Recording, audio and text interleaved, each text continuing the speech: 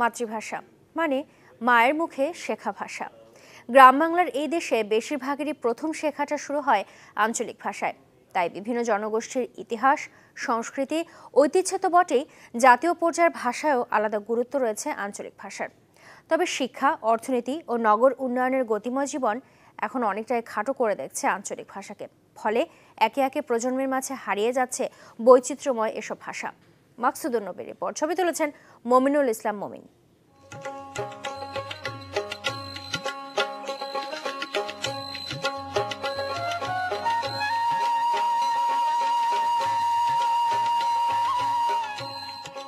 ময়মনসিংহের ভালুকা উপজেলার ভাউলিয়া বাজুর গ্রাম।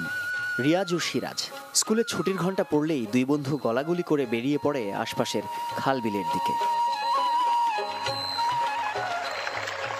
কাদামাটির সাথে মাখামাখিতেই ওদের আনন্দ। প্রকৃতির চেনা রূপ আর নিজস্ব কৃষ্টির মাঝেই রোজগার বেঁচে থাকা। এমনি করেই তো গ্রামীণ জনপদে এক একটি প্রজন্ম গড়ে ওঠে আবহমান বাংলার হাজারো অকৃত্রিম উপাদানের নিবিড় অনুষঙ্গে। তাই অন্য সব কিছুর মতো মায়ের মুখে শেখা বলিও ওদের একান্তই আপন, যার আছে নিজস্ব ঢং, আছে ঐতিহ্য। ও রিয়াজ, কি মাছ পাওয়া যায়? পাওয়া যায় তো চিংড়ি, হ্যাঁ, আর লাডি, হোল, কই, আবারই পাওয়া যায় হিং। এই হিং মাছটা কি? হিং মাছ মাগুরের তেজর মনে রে হে আবার সারে মাথা সেটকা লাল টকটকা আবার কাটাতে দুই আন্দা গালা মারলে বেদনা করে।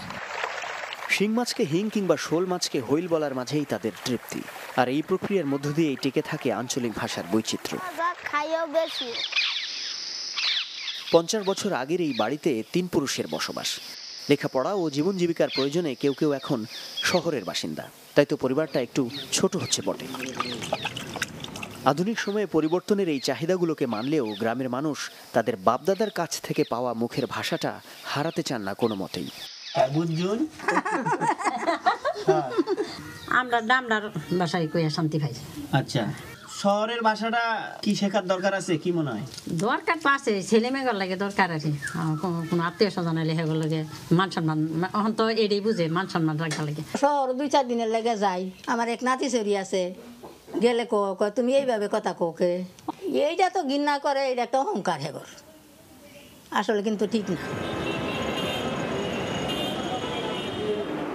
আজকাল সন্তানরা যাতে আঞ্চলিক ভাষা কোনোভাবেই শিখে না ফেলে সে ব্যাপারে প্রথম থেকেই খুব সচেতন থাকেন মা বাবারা। যেমন এই পরিবারের কথাই ধরা যাক। বাবা ময়মনসিংহের আর মা ব্রাহ্মণবাড়িয়ার।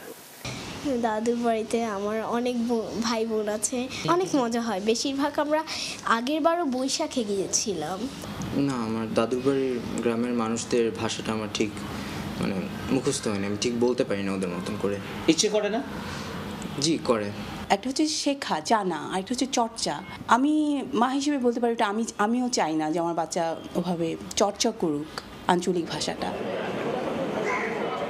এই গত 10-12 বছরে 10,000 বিলীয়মান মাতৃভাষা বিলুপ্ত হয়ে গেছে। আঞ্চলিক ভাষার ক্ষেত্রেও ব্যাপারটা ওই রকম।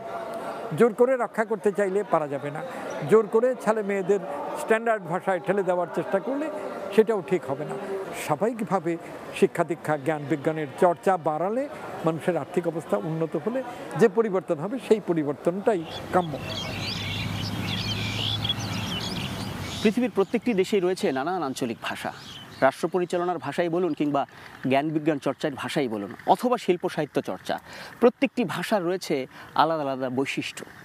ভাষাতাত্ত্বিকরা মনে করেন কোনো ভাষার উপর আলাদা কিছু আরোপ না করে প্রত্যেকটি ভাষাকে চলতে দেওয়া উচিত তার নিজস্ব গতিতে, তাহলেই বিকশিত হবে সকল ভাষা। মাকসুদুন নবী, চ্যানেল 24।